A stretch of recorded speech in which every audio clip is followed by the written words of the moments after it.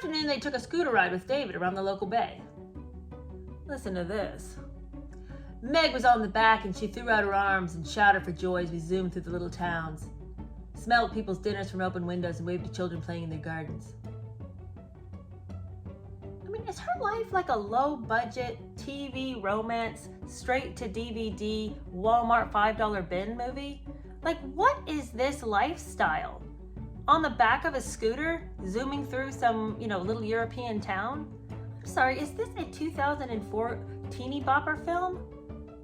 I feel like I'm gonna run into Mary-Kate and Ashley Olsen at any moment right now.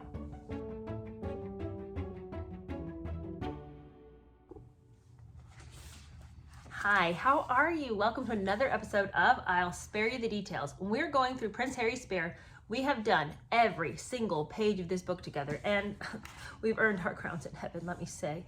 This has just been... it's gotten worse and worse and worse.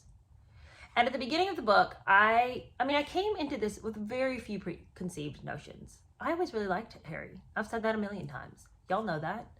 I really liked him. I thought he seemed fun. I thought he seemed down to earth. I thought he seemed really, he seemed like the sort of guy you could actually have a conversation with, and he wouldn't be intimidating. Not like in a bad way, like, oh, I'm not intimidated by him because he's like such a loser, but he just seemed really down to earth. Probably an easy person to have a conversation with. Not presumptuous, maybe that's what I'm saying. Not pretentious. But things have changed, and over the course of the book, like at the very beginning, when he'd lost his mother, I remember saying, I'm not going to go hard on this guy, he just lost his mom, and what sort of monster would go hard on a 12-year-old? And I remained befuddled for many chapters as he grappled with where his mother was when we all knew where she was. And I struggled in his young adulthood as he continued to make some poor decisions and continue to blame others for noticing that he was a mess, but he was categorically a mess. And so my agitation was building with him. I was like, okay, you can only blame your problems on the death of your mom for so long.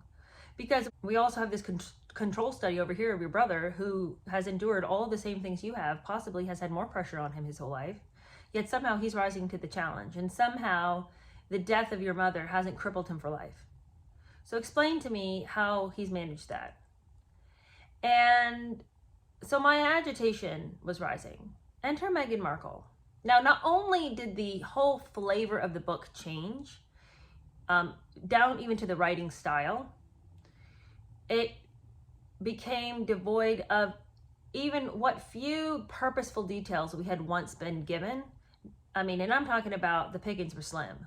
But now that we're with Meghan, it just feels like there's no reason to keep reading this book. It doesn't even feel like anything I've read has any core of truth to it. Everything is exaggerated. There's just so many lies. There's just so much falsification. There's so many details left out that as you're reading the story, you're not telling me everything here. Like, I don't doubt that conversation was had, but I strongly doubt that the conversation, like, you're leaving out massive things to frame other people and to excuse yourself. It's just, we've all had that person in our life who will come to you and tell you about how they were always the hero in the story, or they're always the victim of the story, but they always have these like wild these wild conflicts with everybody in their life, and you're just always like, it's interesting that every single person you come in contact with, you end up having an issue with. So we all have had those people in our life, if not currently, in the past, and if you haven't yet, you will. And so that the whole flavor of this third part of the book, the whole, Meghan is the captain of my soul section, is dull to read because nothing rings true, and there's no true details, and all the stories are, quite frankly, just half-assed and poorly told at best. So, I'm struggling with this, but we're here. We're in the third section. We're coming so close to the end. We truly just have like 40 more pages left. We can hang together for 40 more pages on this. And then, of course, after this, we're going to be reading Revenge. All right. Let's see. Before we dive into this, I have two things I want to say. The first thing is there's tons of new subscribers. Thank you for subscribing. That is so generous of you, because there's so many things you could be watching and you're choosing to watch this, and you chose to subscribe and you chose to support the channel. Thank you so much for all the people who are liking it and all the people who are commenting on it. It's awesome. It's so awesome. And you know, it's funny, I have had so many people who are new to the channel, and you know, they're watching a bunch of the videos and they're commenting on all of them, and people are like, oh, I'm sorry I'm commenting so much. Oh my gosh, don't apologize. Thank you so much. Because I mean, the boring thing is that it's good for the algorithm. But the reason that I care is I love reading your comments, and everybody else really enjoys the community too. So thank you so much for that. But if you are new and you thought, oh, I'm gonna go back and watch the other episodes, somebody pointed out to me, this is so embarrassing. Somebody pointed out to me that I had messed up the serialization of the episodes, and they were so kind. They didn't say I messed up, but the truth is I had. They said, oh, what happened to chapters 20 and 21? Why'd they take those down? And no one took anything down. I guess I just can't count. That's probably why I teach English and history. So I fixed that. So if you've been trying to watch the videos and you're like, why is this so wacky? Well, I'm sorry. I was probably super distracted when I was trying to post it. Probably some child wanted a snack. Probably somebody was having a fight. I don't know. But anyway, let's see. Oh, and then the other thing. Okay, I'm sorry, this intro's kind of long. In the last video, we talked all about how Harry and Meghan had finally had their baby. I've never going to fall down that rabbit hole, but I have to say that after reading their version of having had a baby, I have never wanted to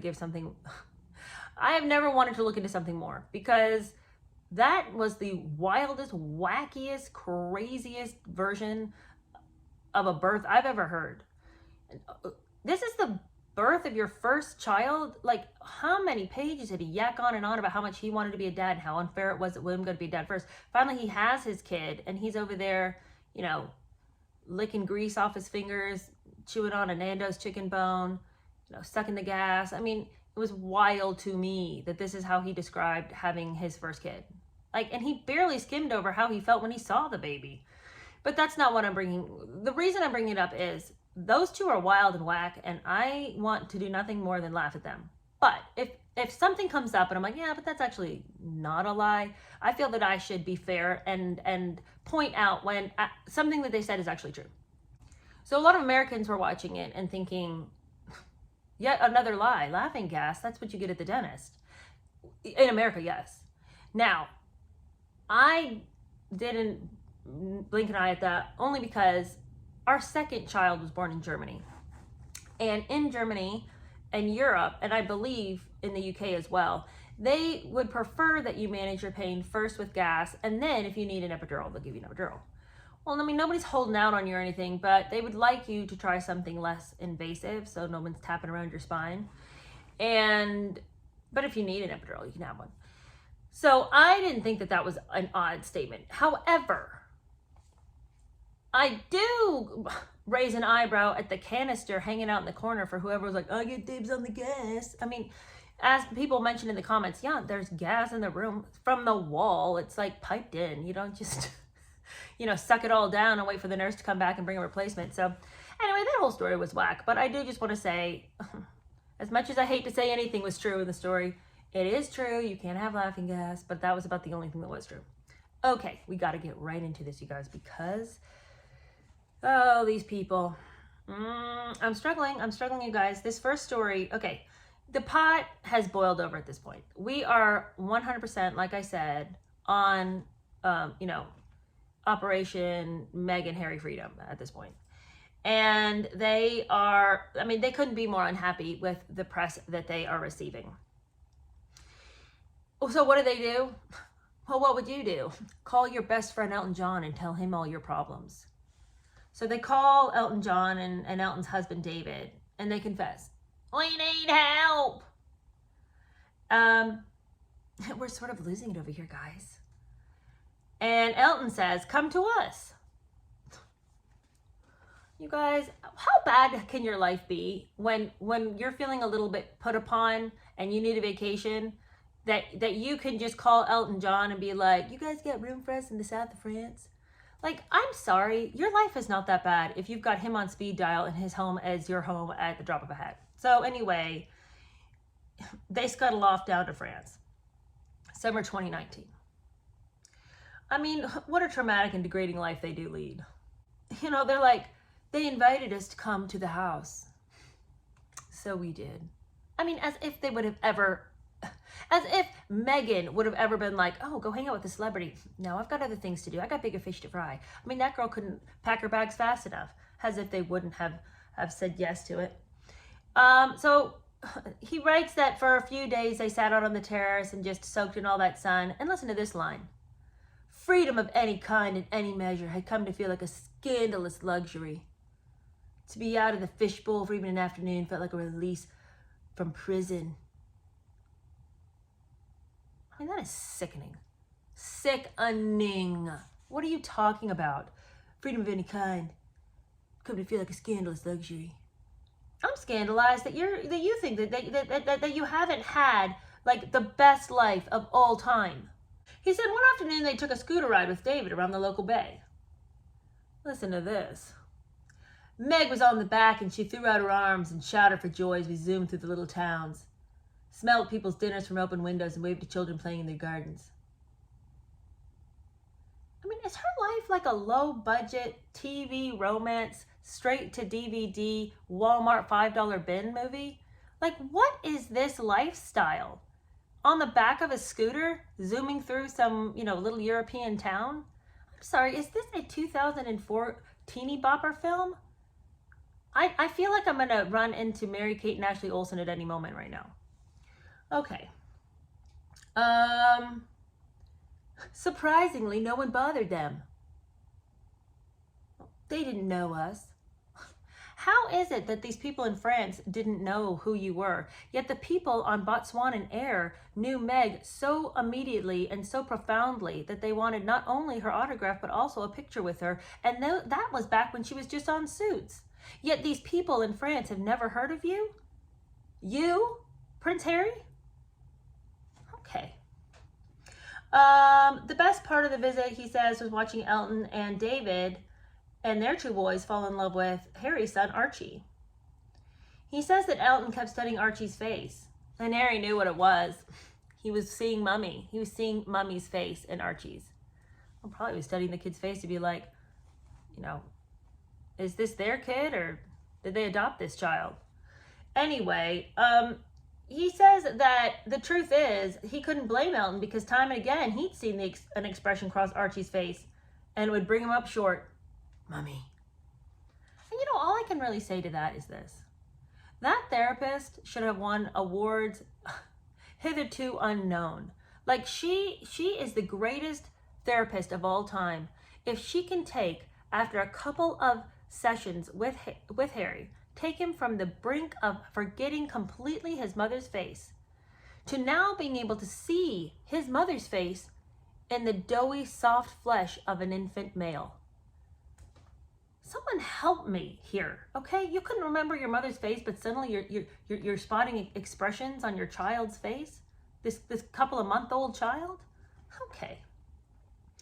But he says, of course, he can't revel in the love of his child because every time he hugs his kid, it's tinged with nostalgia, tinged with pain and grief. Now, look, here's the thing. As I've mentioned many times, my mother passed before I had kids. And I am not so cold and heartless that I can't admit that, I think part of the greatest grief I felt since losing my mother is having had my kids. Not getting to see her interact with them, not getting to ask her, like, how do I be a good mom? Like, what do I do in these situations?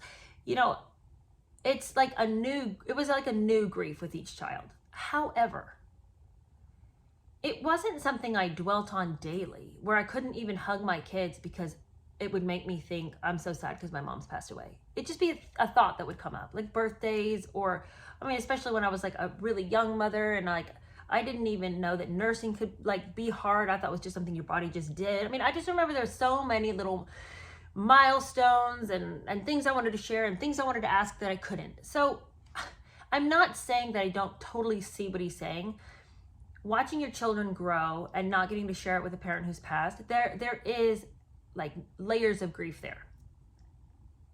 But as you grow as a human being, that grief doesn't go away, but you become bigger than the grief, right? So like when you have a hard thing happen, that pain is like all consuming for a little while. If you stay the same person that you were when it happened, that grief will always consume you. If you continue to grow as a person, that grief never goes away. The tragedy is always the same size, but now you can hold it. You know what I'm saying? But I think the thing that's so difficult for Harry is he always stayed that same size. So the grief was, it always was going to consume him. Anyway. All right. So he is talking about how being a parent is just, all a tragedy. It's so terrible. Anyway, he's gets finally around to talking about the end of the holiday. They're all just sitting around drinking, really Kardashian it up.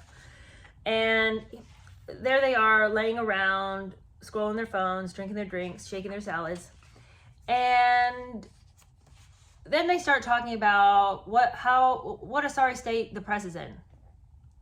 You're going to tell me this is the first time you decided to bring this up? Please. And I just want to say this too. This whole time that he's been talking about Elton John, he's been very complimentary. I mean, how could you not be? The man just invited you to his home for vacation. But in typical Harry fashion, compliment, compliment, compliment, punch. And he says that they got into what a sorry state the press was, and really that just meant that Britain was going downhill. Because of course, this is the end of democracy. Then they started talking about books. I guess Harry probably exited the conversation at that point, although he does enter it in to start criticizing Elton. David mentions that Elton's long-awaited memoir is finally coming out. It's finally done. He's toiled over it these many years. And Elton is mighty proud of it. Who wouldn't be? I mean, writing a memoir has to be probably one of the hardest things to do. If you're going to write it honestly, if you're going to write it truthfully, if you're going to see yourself for who you were in all the situations you're writing about.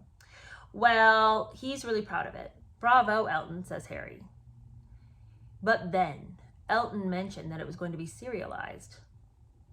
Is that so? Where? Yes, the Daily Mail. He saw my face. He looked away quickly. He doesn't need your approval. He's Elton John. Like, he doesn't need little old Harry to, tell him it's okay for him to choose to serialize his book in the Daily Mail. Elton, how in the absolute... I want people to read it. But Elton, the very people who've made your life miserable. Exactly. Who better to excerpt it? What better than the very newspaper that's been so poisonous to me my whole life? Who better? I just don't understand. I mean, it's called money, Harry. You should be very familiar with the stuff. So he says it was a warm night, but the topic, so he was already sweating. But now the beads were dripping off of his face. So indignant was he to find that his friend was working hand in hand with the Daily Mail and making a couple of bucks off of these people who had victimized him, supposedly. I mean, wouldn't that be like the ultimate payback if the very people who had bothered you were now having to pay you? Seems like I would be okay with that. Anyway, he's over there just sweating bullets, angry, angry, angry. He says that the thing he couldn't understand is he had sued, or Elton John had sued the Daily Mail over a decade earlier, because the Daily Mail had told some story that said that Elton John was an unfriendly person and that if you were a fan, don't bother to go to him because he's going to ignore you. And so ultimately they'd written him a check for £100,000. Okay. So they've already paid their dues. And now they're working with him and they're going to print his stuff. So it's like at a certain point, what are you going to harbor bad feelings all the time? You call them out, they paid you off. Now you have a working relationship. You're going to continue to get paid. Like, it's like, increase my bank account or continue to nurse my grudges. Continue to lick my wounds and be sorry for myself and not move on as a person. Or, oh, thank you, another check. Thank you. Don't mind if I do. It's like if everything has already been cleared up, you've already made your point. Like, what can Harry not understand about this? Like, what is different about Elton John working with the Daily Mail and Harry working with Netflix, who has the drama The Crown out, which is factual on some things and very non-factual about other things. And you know, a lot of us enjoyed watching it. I loved watching The Crown, but there's all manner of documentaries on there about the royal family. What is so different about Harry having a working relationship with Netflix, but Elton John's not allowed to have a working relationship with the Daily Mail? I don't understand this hypocrisy. Okay, so he says that Harry had tried to bring Elton John to see the light. He tried to steer him away from this business deal that he had already agreed to do. He says that he reminded him that he'd stirringly said in one interview, they can call me a fat old C word, they can say I'm an untalented bastard, they can call me a poof, but they mustn't lie about me. That's what Elton John had supposedly said. Which, I mean, Harry says that was like the most inspirational thing he'd ever heard. But I think that that's odd, because what are you ultimately saying? All those things are true about me, but don't lie about me? Like, what are you? A fat old C word, an untalented bastard, a poof? Like, those are okay to say, but I don't know.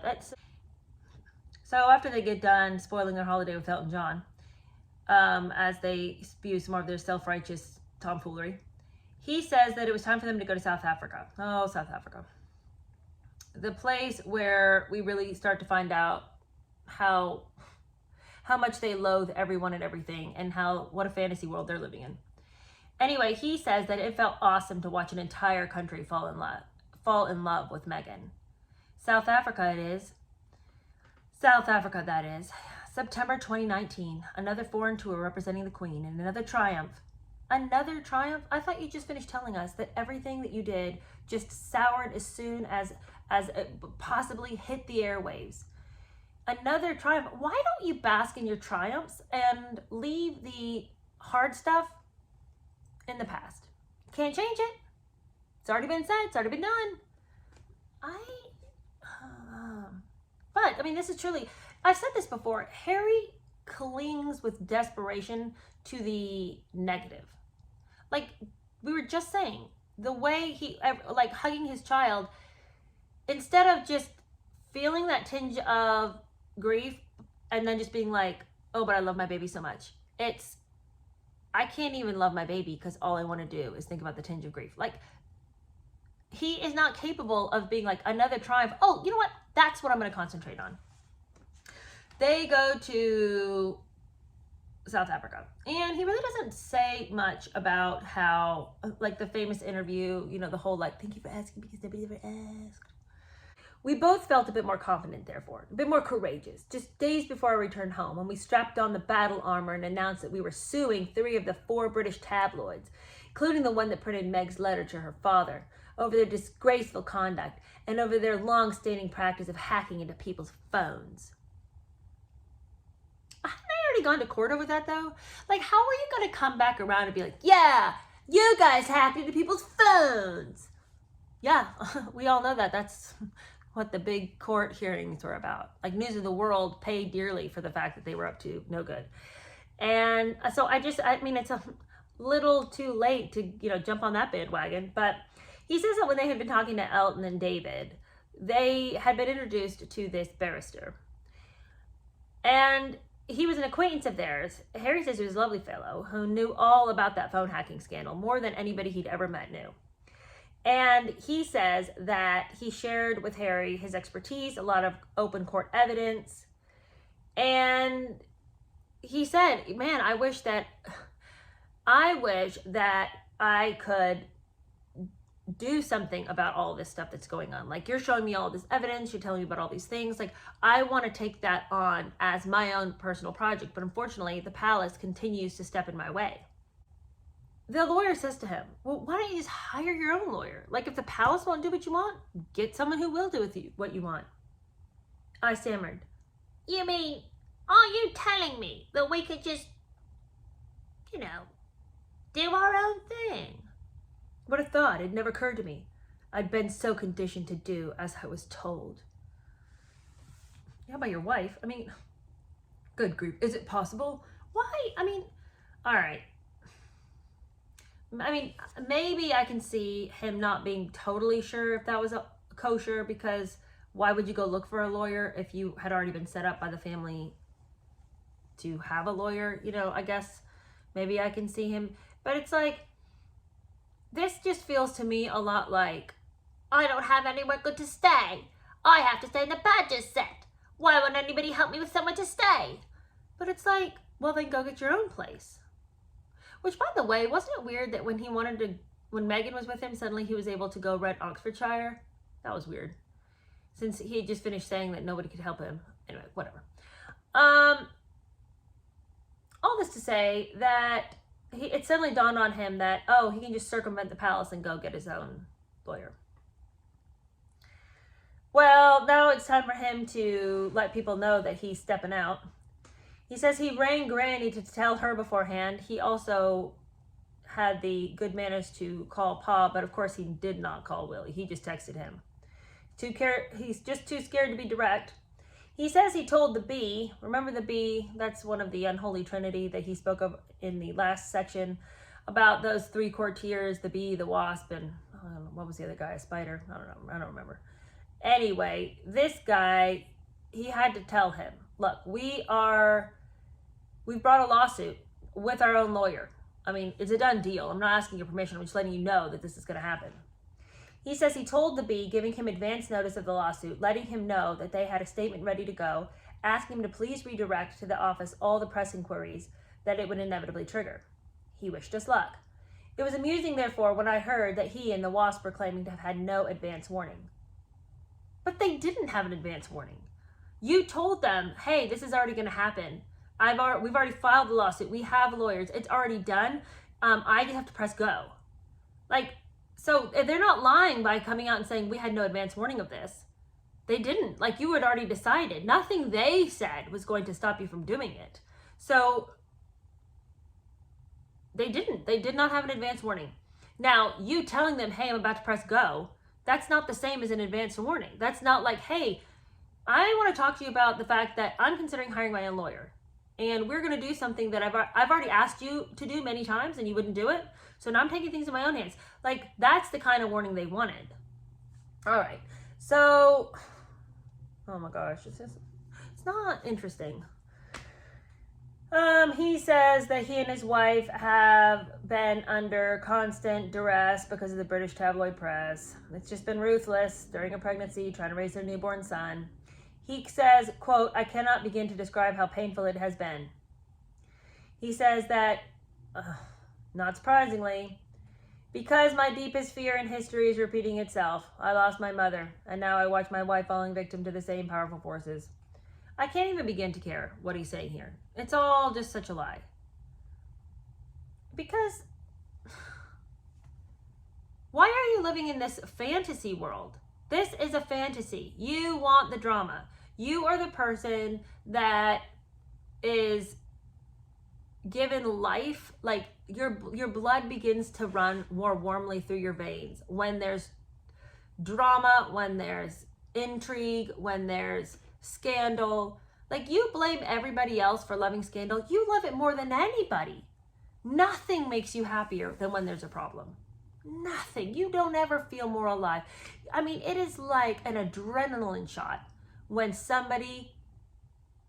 you think that there is an enemy. When you sniff out trouble, oh, your little heart loves it.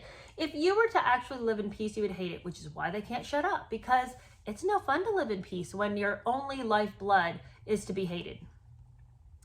Okay, so his friends, it's very interesting. None of his friends seem to write him in support of what he's doing. They all have these very sort of, I don't want to say passive aggressive requests for more information as what are you guys doing this for? But none of them are like, oh, this is fantastic. We've been watching you guys suffer for so long. Thank God you're finally taking the reins. Thank God. Good on you for getting a backbone, standing up to the demon press. Everyone's like, wait, why? What are you doing? Wait, what happened? What's the matter? And so he says, he presses go. The lawsuit, to his disappointment, isn't covered very widely. Meg's shutting her own door was covered more widely than them being like, and we don't like how we've been treated. So nobody cares.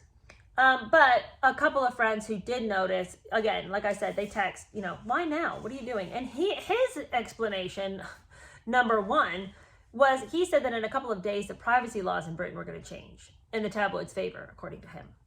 And that he wanted their case heard before a crooked bat was quote unquote introduced into the game. Then he says that friends also ask, well, why sue at all when you're riding so high in the press? The South African tour was a triumph. Coverage was widely positive.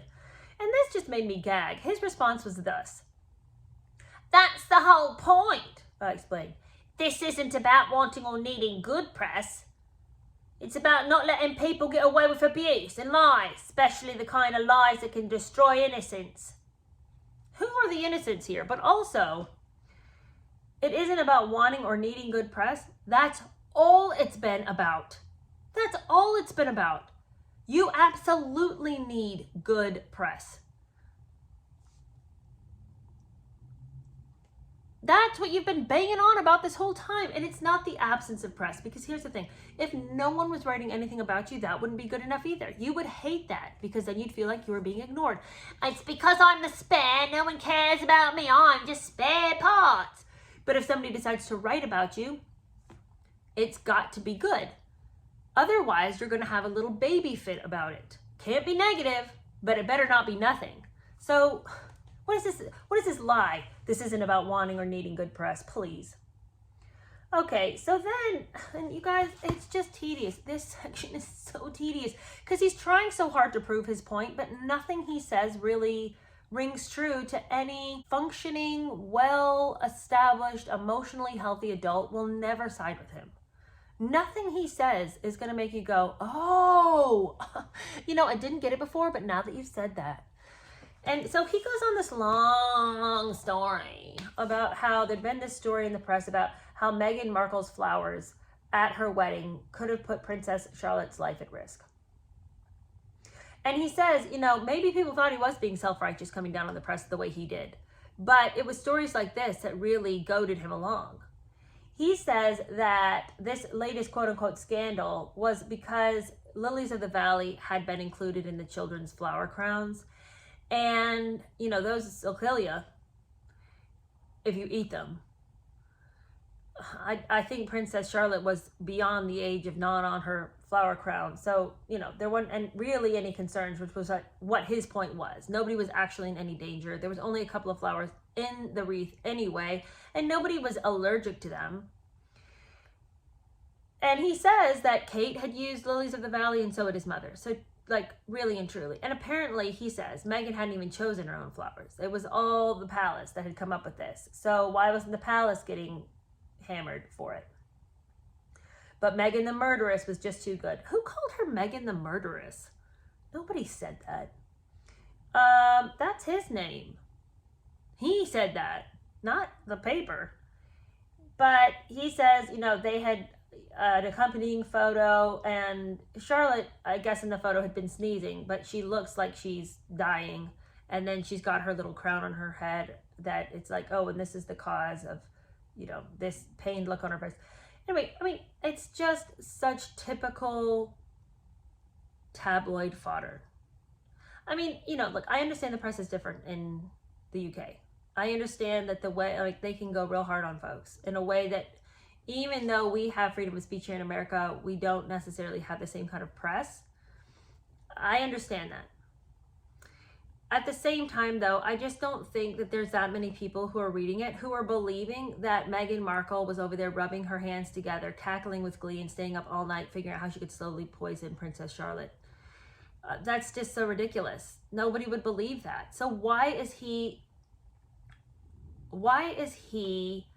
orchestrating his life based on the opinions of some people who aren't very bright anyway? Because if you really believe that story, okay, well, that's sad for you, but why would Harry care? I've said that before. I gotta move on. I can't keep making the same points. It's just that the book is so repetitive. It keeps saying the same things, which, then I continue to say the same things. I'm very sorry. He goes on, so after he gets done telling you that story, he switches. He says that he was summoned to see Granny and Pa. The bee had sent him a very terse email, which was basically, get your ass over here. So he put on a suit and jumped in the car. And he says that he thought he was just going to go have a nice family lunch, but actually it was an ambush. How did you think, after initiating a lawsuit that you had not been given direct permission to do and hire your own lawyer, how did you think after those actions you were going to be invited over, for a little hot soup and a sandwich? Like, are you kidding me right now? Get out of here. You think, and the thing is that he didn't think that, but he's going to pretend he thought that so that then he can be angry that it didn't go that way. I thought it was just going to be a nice lunch. You didn't think it was going to be a nice lunch. And of course, he writes that alone, without my staff, without Meg, I was confronted directly about my legal action. Okay? Well, who cares? You can't talk about it without your staff and Meg by your side. Is this your choice? Is this your decision, or isn't it? Because if it's your decision, you can talk about it just as articulately and as skillfully and with as much passion as you could do if Meg were standing right beside you.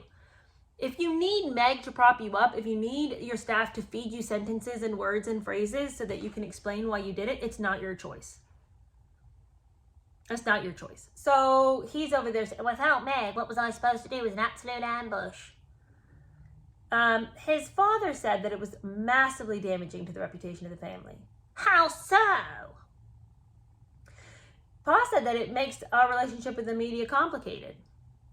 Complicated? Well, there's a word. And Charles said, look, anything you do is going to affect the family. So you can't just go willy-nilly into it because it feels good to you, that you're able to exercise some of this frustration. That's not the way this works.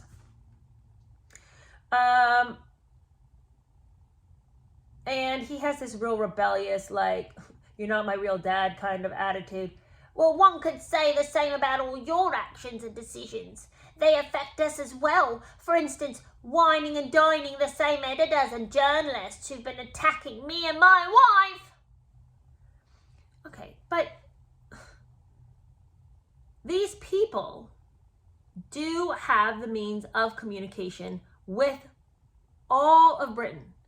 You might not like that you have to wine and dine these people. You may want to be bratty and, put your hands on your hips and stick your tongue out and put your hands in your ears and but that's not how you're going to be able to do adult relationships with the press. I'm sorry if you hate that you have to sometimes put your feelings aside in order to get some work done. That's the way it works. And for him to hold it against Pa and be like, I would never in a million years stoop so low as to eat with the, publicans and sinners. It's like, how are you going to get any work done then? If you won't converse with these people, you're never going to get your way. Harry says, fine, if you have to have a relationship with these people, so be it. But I'm not planning on having any sordid affair with them. You just want to get in, you just want to get in bed with these people and get down and dirty with them. But not me. I wash my hands of the whole thing. He also says, look, everybody in this family has had a time in which they sued. And now it's my time. So why can't anybody let me have my moment? And it's like, yeah, but everybody else had evidence for why they had to sue. Again, like the thing with William, suing over those topless pictures of Kate, that was a reason to sue a paper. Like, no, you can't have pictures of my wife. Absolutely not. But Harry wanting to sue, his two reasons are, you guys were like hacking into people's phones. All right, already been prosecuted for it. Also, you guys published a letter that we're not ashamed of. Not a reason to sue. Like, so his reasons, flimsy, and this whole thing. Everybody else has had a chance to sue. Shut up. Nobody cares. He says that it was just incomprehensible to him. As he looked around the table, everyone just stared at him with stony faces. Was this cognitive dissonance? Was this some kind of long con? Like, what is this? Like, why are they pretending they don't get it? Like, is he going to wake up one day and they actually did get it the whole time? Like, what's happening here? He can't figure it out. He's so discombobulated. Probably because he doesn't have Meg over there to prop up his dead brain. He says that, and again, this whole section has been, it's really hard to follow because he'll be telling you a story and then suddenly he's talking to you about headlines in the paper that really upset him. So it's like super stream of conscious and kind of in a way. I mean, I guess you could call it that. I call it clunky writing. But one minute he's talking about, I don't understand, they don't get it. Is it cognitive dissonance? Is this a long-term mission at play? Like what's really happening? Then he wants to suddenly talk about how Tatler magazine, the title of that alone is like, why would I care what they said? Tatler magazine had quoted an old Estonian saying that Harry had married Meg because, quote, foreigners like her are, quote, easier than girls with, you know, the right background. I don't want to be offensive here, but I think a Hollywood actress who has had a number of questionable relationships in her time might possibly be easier than a well-brought-up girl who has class, dignity, and mission. I don't know. I mean, then he goes on to talk about a lot of other things that, you know, if people were, this is, okay, I just want to be super fair. If people are talking about Meghan in ways that are unkind, if people are calling her names, if people are calling her, you know, people who don't know her, or they said she was an escort, they said she was a yacht girl, they said that she was a gold digger, they said she was a lot of other really ugly, derogatory names. He claims that there were people calling her the N-word. And all of these things could be found on the comment section of pages of all three Palace's social media accounts. And they hadn't been taken down, which was really offensive to him. Like, they should have at least been expunged. You don't need to call her, you know, a slut, a whore, like, unless you personally use her services. I don't know that you can say that about anybody. Talks about how there was a revelation in which there were some racist texts between a couple of individuals that I'm not familiar with. Joe Barney, the girlfriend of UKIP leader Henry Bolton, and they were unflattering and racist, talking about, you know, calling her his black fiance and saying it was going to lead the way for a black king, and we don't need that. This is Britain, not Africa. Like, okay, so he lists a whole bunch of things that are quite off color. I have this to say about the comments on the social media page. First of all, I feel like if there was all these comments calling her the N-word, which he says it was like in a comment section, so it's not like no newspaper was calling her this. Has he never scrolled through the comment section of, say, like our YouTube video? Has he never scrolled the comment section of any other social media post? Like, people are vicious. Not all the time. But I mean, if you are alive in this current era, you know that people's internet personality is often way more vicious and hateful than anything you would ever encounter on the streets. Knowing that there's often lots of trolls, lots of people just running their mouth, you can't get all up in arms because somebody wants to be ugly about your wife. Now, I fail to understand, like, he acts like he was just dragged up from 1830 and somebody handed him a phone and was like, read these comments. It's like he's shocked by the depravity on social media, and I just don't understand how he's so shocked. Comment section is wild. Everybody knows that. Why are you staking your happiness on what people say in the comment section? Lord have mercy, if I staked my happiness on the comment section, I mean, I would have quit this channel ages ago. Not that people aren't being, like, 99% of the time, people are so awesome, but then, you know, you do get people who just want to be mean. But in the same way, like, what do you care about what these comments are? Who cares? Who cares? They shouldn't have said half the things they said, sure, but people are animals in the comment section. You're getting the lowest form of humanity in a comment section many times. And then when it comes to these racist texts, hey, that sucks that people are saying racist things, for sure. But they were also texts that weren't meant for you to see. Now you have seen them, but it isn't as though somebody came up to you and was like, by the way, I think X, Y, and Z about your girlfriend. If you could know every single negative thing that anybody had ever said about you to anybody, you would be devastated. You happen to have gotten to see these texts by chance, right? Okay, but you weren't meant to see them. Nobody was going out of their way to hurt your feelings specifically. This really says more about that person than it says anything about you. If they want to be racist, if they want to be, low class and lame, that's truly on them. Absolutely has nothing to do with you or your wife. So to be like, I've got to sue because of some texts that came out that were never meant for me to see, and then I accidentally saw them, that's like, just move on with your life. That's the whole, this whole section is just move on with your life. All right, so he cries for a long time about that. He says that the Daily Mail had written about how Meg couldn't keep her hands off her baby bump and that she was rubbing it as if she were a succubus. But you guys, she did though. Like, that was crazy. I have never in my whole life seen somebody who was so weird. Like, you never saw her hands off her stomach. Ever. It was annoying. It really was. Like, I understand it's really exciting to be pregnant. It's exciting to be pregnant, especially at the age that she was when she got pregnant.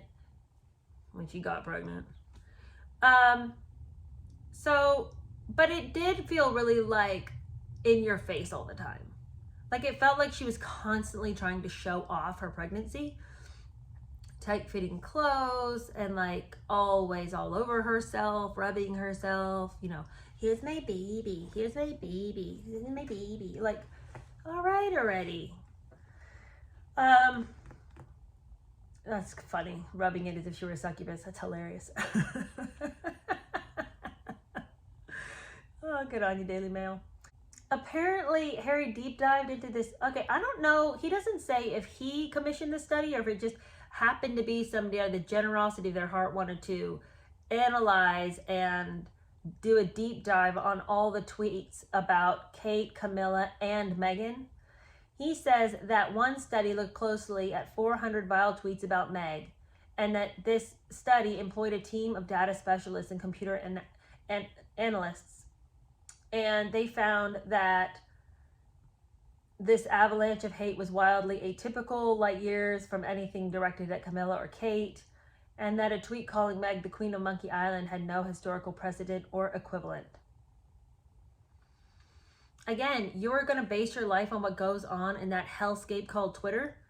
That place is like the absolute den of depravity, like Satan's hangout. Like, what in the world are you talking about? You care what anything anybody on Twitter says? Please. Please. That place is like, if Satan and Hitler had a baby, that they would have had Twitter. I mean, that is such an insane place. Like, what do you care what goes on there? Please tell me that you're better than whatever people are saying on Twitter. Okay. Anyway, this just goes on and on. I'm so bored by this. Let's see. Do we have anything better to talk about? Okay. After he complains and complains and complains, I just can't anymore. He talks about how he and Meg attended the Well Child Awards. But basically, they give awards to children who are suffering from serious illness. He said he'd done this before. And he said it felt different to him this time, though, because this time he had a child of his own. And so going to an award in which you were honoring families and children who were suffering just had a whole new meaning to him. So when he'd gotten up to give the award, he'd been sort of like overwhelmed emotionally. And he choked up a little bit. And he was unable to get the words out. And he was holding the lectern really tight. And the presenter, who he says had been a friend of his mother's, was anybody not a friend of Diana's, stepped over and gave his shoulder a rub, and that helped. And then there was a little bit of applause, and then he was able to restart his vocal cords. Well, apparently William had been watching this. Which I find wild, because apparently Willie was, in Pakistan on a tour. So how did he have time to check in on what was going on with the Well Child Awards? Also, I don't know much about the Well Child Awards. Are those televised? How was William watching? I don't know. But apparently he was, because he told Harry that Harry was clearly struggling. And William said, I'm worried for you. William, according to Harry, was just, nothing but a hateful beast for saying so, because he didn't need William's sympathy. he'd only teared up because it was, a sad event with a lot of suffering children, and having his own child just made it hard for him to talk about. Had nothing to do with the fact that life was, one horrible tragedy after another. He said, I thanked him for his concern. I assured him I was fine. I become emotional in front of a room full of sick kids and their folks just after becoming a father myself. There's nothing abnormal about that. Okay, so you don't have to come over to me all worried about my mental health. I'm fine. But William insists, I don't think you're well. And I really think you need to get some help. Help? For your information, I have a therapist on speed dial, okay? He says that he was in therapy, and thank you very much, but by the way, you said that you'd come to one of my therapy sessions with me, and you still haven't managed to do it.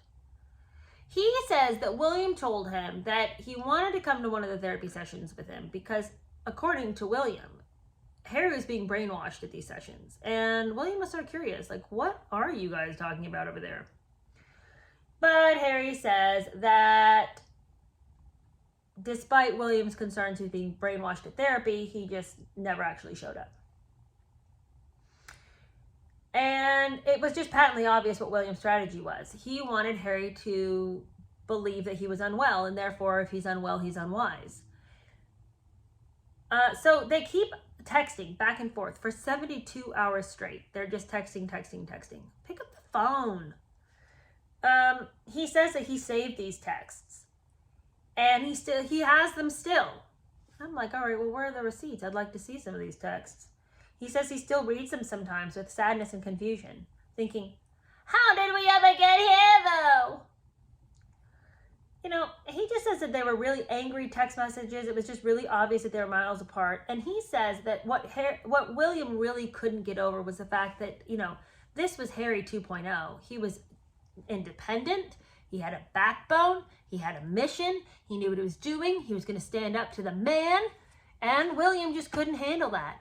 Being the man himself, he didn't want to have any kind of rebellious younger brother.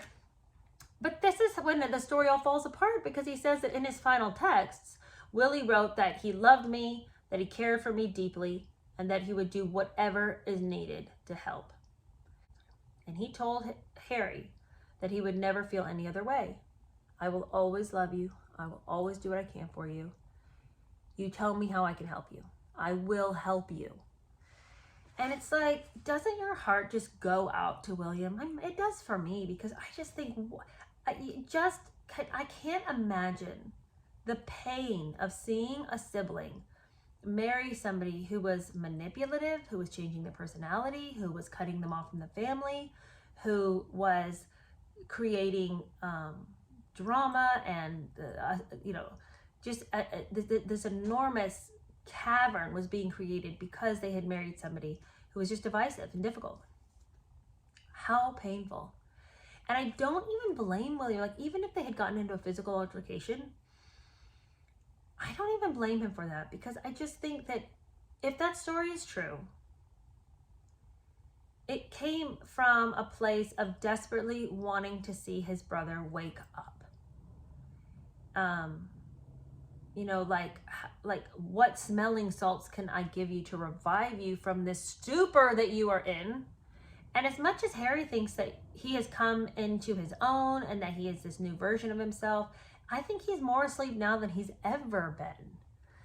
And I think the saddest thing is that he thinks he is awake. That is the darkest place you'll ever find yourself in, when you're walking a path and you think you're walking in the light, and it's really nighttime.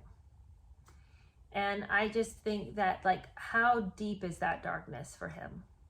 Because he thinks he has the answers. He thinks he's being told, now you have your freedom. Now you can do whatever you want. No rules apply to you. You do what you want to do. And where's the joy, though? Like, can you imagine how disappointed he must feel right now? Where's the joy? Where was the hope I had been promised on the other side of this? And he keeps walking that path, and he keeps thinking, it'll get lighter, it'll get brighter, the hope will come. It's not coming. It's not coming. And it just breaks my heart. It breaks my heart for the whole family. Breaks my heart that Granny passed away, seeing no resolution to this.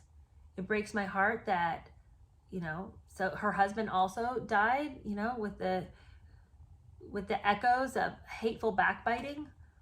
It stinks. It stinks that Harry has to do this to his family to validate his own existence. And I just wonder, like,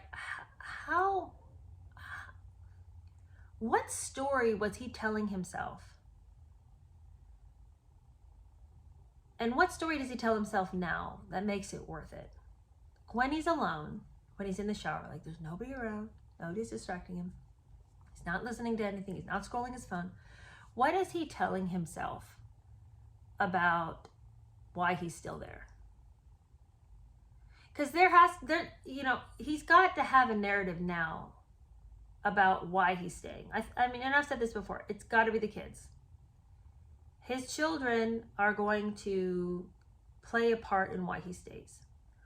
Because, if the story he told us about Meghan was true, and when he met her, and it was just like both of them were just intoxicated by the drug of love and lust, and they signed a contract to be married with that drug in their system, that drug wears off. Like you cannot maintain that for life. It doesn't mean that you don't, like, nobody is married 5 years later and still feels like they did on like date 3. It's not because it's not a lack of love. It's a birth of something greater than that initial drug that you're taking that keeps you going back to that person.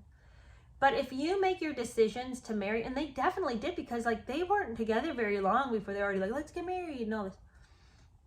They signed the contract on a drug. Well, the drug's wearing off. So what now? What is he doing to maintain this sense of love? And here's the other thing too that I wonder about. And I'm not saying this, please don't hear me being hateful. Meghan doesn't look the same as she did when he met her. When he initially met her and she was an actress on Suits and all this. She's had 2 kids, and as a person who has had 3 kids, your body changes.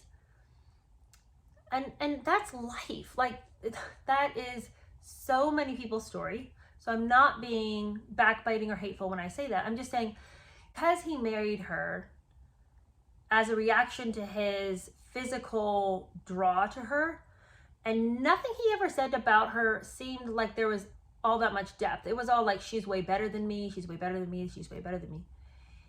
I just wonder what keeps him there now. Because she doesn't look like she did when they first met.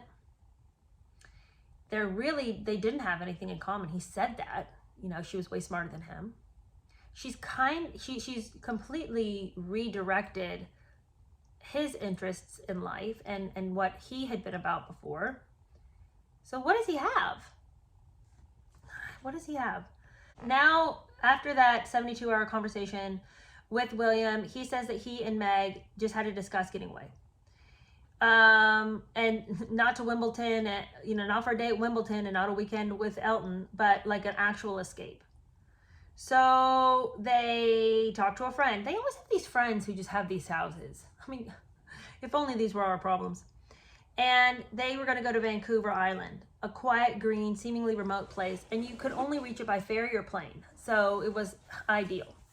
He says that they arrived with Archie, Guy, Pula, and their nanny under the cover of darkness on a stormy night. I mean, could anything be more dramatic? Of course it was a stormy night. It couldn't have been a normal night. It had to be a stormy night. And he says that it was so great. It was awesome. They hiked, they kayaked, they played in peace. They could just roam free. And even when they would go into town, people were respectful to them and wouldn't, ambush them. Or maybe they just didn't care. Like, maybe like, okay, whatever. Who cares? But he said it took a long time for them to feel comfortable every time they go into the village, because he says, where was the next attack going to come from? Which direction was it going to come? I mean, that is unhinged. But of course, the Daily Mail had published their address, and now boats were arriving. He said that the boats had these telephoto lenses arrayed like guns along the decks, and every lens was aimed at their windows and at their boy. The days of playing outside were over. Now they could only go straight into the house and shut the blinds, and it would all come full circle for Meg back in Canada with the blinds shut.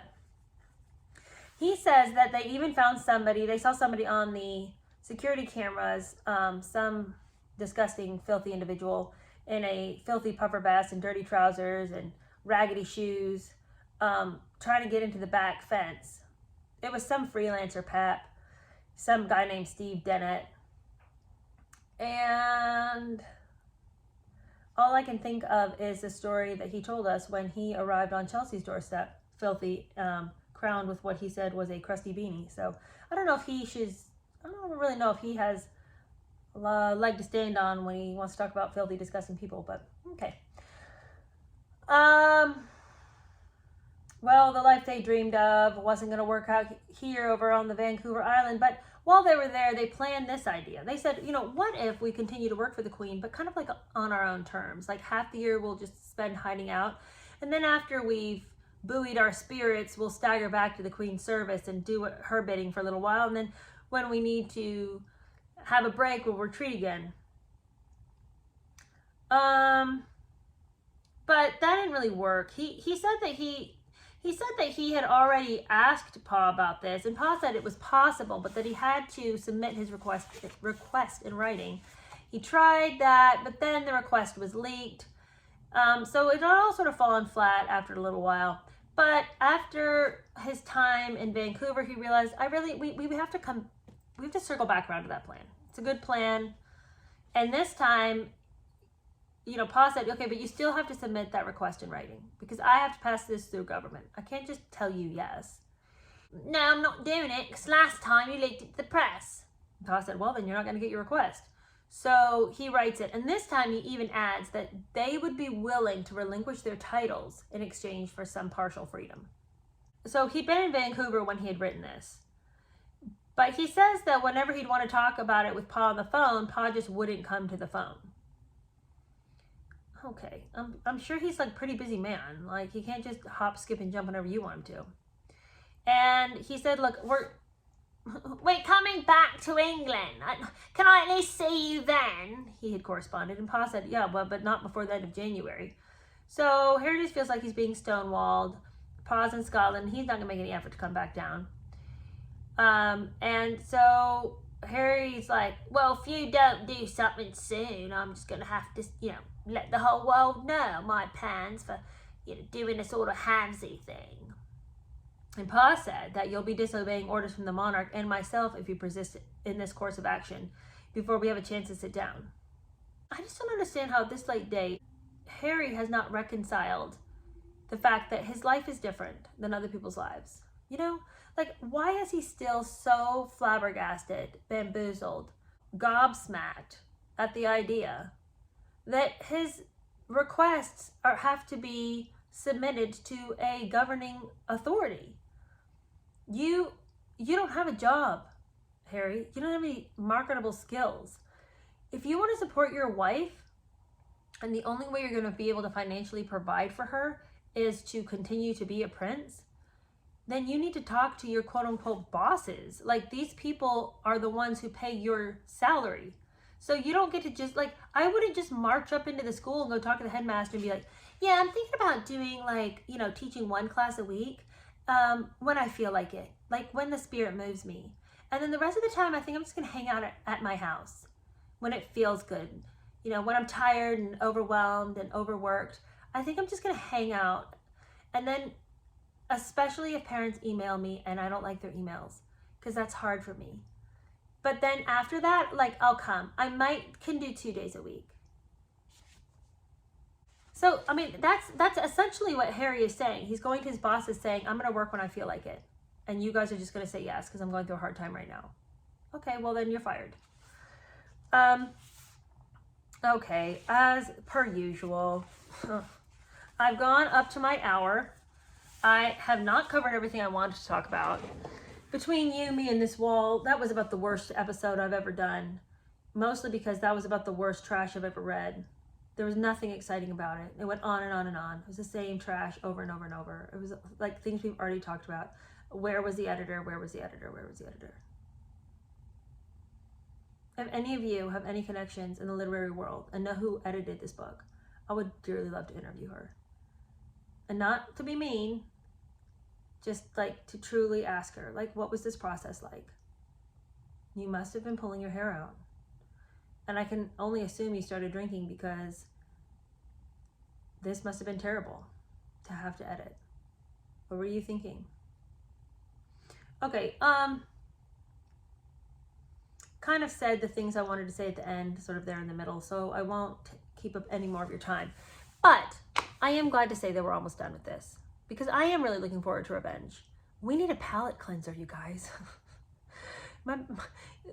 This has just been horrific, and it's just so long. It's so long. It's so long. I'll just never get over why it's so long. And it doesn't say anything. I can tell you this much right now. I came into this book not knowing that much about Harry. I'm leaving after like 400 some pages, still not knowing. I don't know who that person is. I didn't know it was possible to write a whole like 400 plus page book about yourself and people would still be like, wait, so what happened? That's how I feel. Anyway, thank God. I started skimming Revenge the other day just because I was like, I'm so hungry for some real food. And it's gonna be amazing. Amazing. I cannot wait. And I know you guys, a lot of you have already read Revenge. I know you've already watched reviews of it. Please come and watch this with me because I just need some people to rejoice with me as we get some facts. Okay, only like a couple more episodes with this. Next time, I promise, I'm gonna speed through the rest of this. I just don't care anymore. Okay, all right. Have a wonderful rest of your weekend, and I will see you later this week. Bye.